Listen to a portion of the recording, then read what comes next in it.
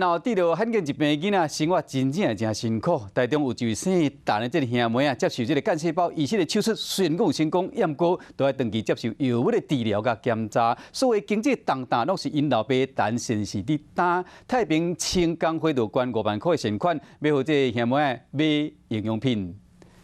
他台中启聪小学5年的陈东二，因为筋膜无力，行路行袂知，需要妈妈陪伴。一出世就得到真罕一款炎组糖低脂症，骨肪能力快速退化，直到去年接受干细胞的所在，才有较好。我们现在是双导师都为了这个孩子来进行大量的肢体协助，那也让他在班级里面跟着同学们一起适应生活。陈东二有一个小妹嘛得到同款的病，不过爸母拢无甲放弃。太平清工会这样因较歹过，就捐5万块给斗相共。父母是最辛苦的，所以很需要社会大众的一些资源来帮助他们度过这个难关。这种病伫咧全台湾的案例真少，嘛无药通医，对长期陪伴的爸母来讲是真辛苦的。太平清工会透过捐钱给斗支持，把5万块侪人会当同齐来做善事。